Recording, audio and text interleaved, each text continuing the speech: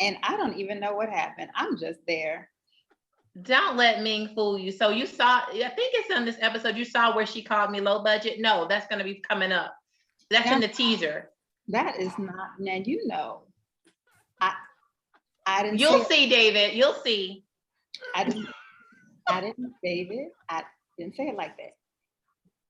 Well, not that I'm taking Ming's side, Shae, because you know you and I go way back, but you did make a reference to the fact that maybe her establishment was a prostitution ring. I think where these. That was a madam, a modern day. A madam, yes. She didn't even say madam, but she might as well should have said it, right? I said, this is so funny. But you know, David, I have a lot to say about that. You know, when people are not accustomed to or exposed to certain things in life, they only can comprehend what they know. So Shae said exactly what she's accustomed to dealing with. It's not true, but that's where she can relate. Oh so my God. Now, you know what? I want to be on my best behavior for you, David. So I'm just going to not respond. David, this is why I was between the whole season, bro. I'm going to take the high road and not respond. Well, I took it when they do show, I took it when obviously, but you can't speak to what I've been exposed to. You can't speak to. Well, I'm just saying, if you holler and pimp because somebody's making money, then what do you want me to think? Oh my gosh. I'm just not going to respond. I'm not going to respond. Listen, you never feel you need to be on your best behavior here behind the velvet rope. Oh boy. How about this? If you guys, like, I mean, I know not everyone's single, but if each of you had to choose one of the others, and we could throw the duo in here too, who would you choose to match you up? You have to choose one of you guys or the duo if you were single. Oh, child. Let me see. If I want to go, do I want to go 80 and up? Do I want to go low, low income, or do I want to go? Oh, boo. None of us would match Ming, first of all. And second of all, David, if you watch the show, you will see my answer. So if you watch the show, you will actually see my answer to that question. I saw coming up, you do go to the duo. I do, yes. Me personally, actually, I want them all to try to match me, right? Because I date, like, if you line all the women up I've ever dated, you would think that I'm like 5 different types of dudes, right? Because I don't have a certain type. I go off of energy, I go off of personality, you know, character and things of that nature. So I'm sure all of them have somebody in their database that will appease my dating urges, put it that way. That is awesome. That was good. That was so great answer. I definitely feel like I could match Joseph because I know him better than everybody. So I really definitely feel like I get him and I know the type of woman that will work best for him. And I also always know when the woman is not going to work for him. And I let him know that whether he takes my advice or not, he comes back and goes, Shae, you were right. Oh boy. Shae, everybody can't be like you. Right, I know. What about you, Ming? Do you think you would kick Joseph out of your service if you took him on as a client? You know, Joseph is a really nice, sweet person, but he can be a little sensitive. Oh boy. Very sensitive. She's right. I don't know what that would end up being. So look, I'm not sensitive. Okay, I'm sorry. It's not sensitivity. What is it? It's blunt. I'm very blunt. There's a difference. He's emotional. He's very emotional. He is. Okay. Well, okay. We do see you dating someone, Paris, during the show. I mean, what is the status? Are you still with Paris? I'm not talking about personal lives right now. Just go back to what I said, David. If I said it wasn't gonna work, I'm right. Let's talk business, bro. Let's talk business.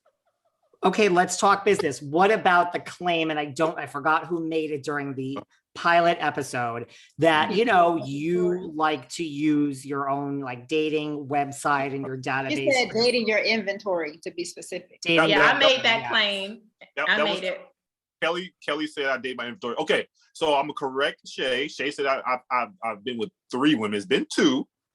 The other woman was from your Facebook group. No, she was not on my app. She was not on my app.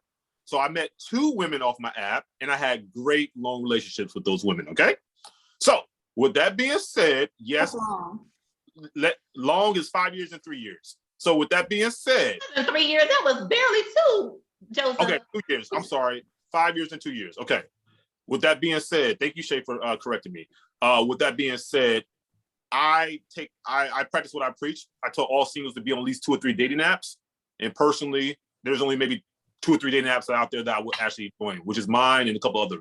I'm not gonna give the competition no clout, but yeah. So that's what I do. You know, I go on 2 or 3 different dating apps, and if it happened to be I meet someone on my app, then guess what?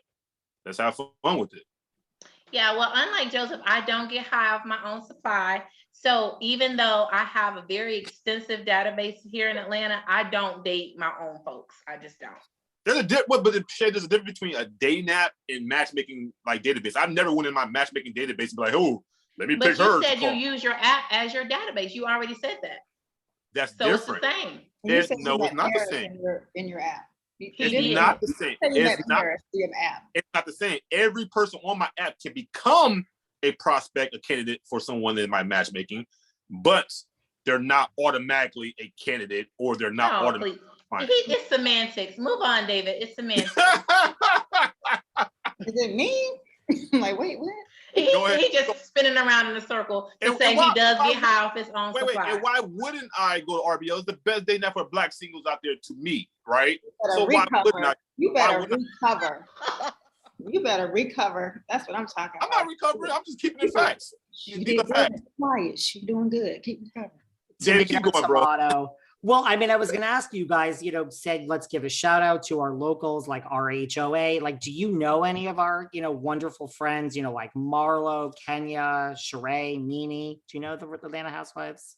Well, I had the opportunity to work with a couple of them this season. So hopefully you'll get to see that. So I work with a couple of them. I have a plan so that, you know, Candy and Kenya will want to set up a play date with me, because I have a 3-year-old little girl, and I want her to be besties with Kenya and Candy's little girl. So that's my plan. But no, I don't know them. Of course, I've seen Candy out and about in the city. She's the home girl, but she's, you know, I don't know her yet. But wait for it. We're gonna have a play date soon. Okay, you better put it in existence.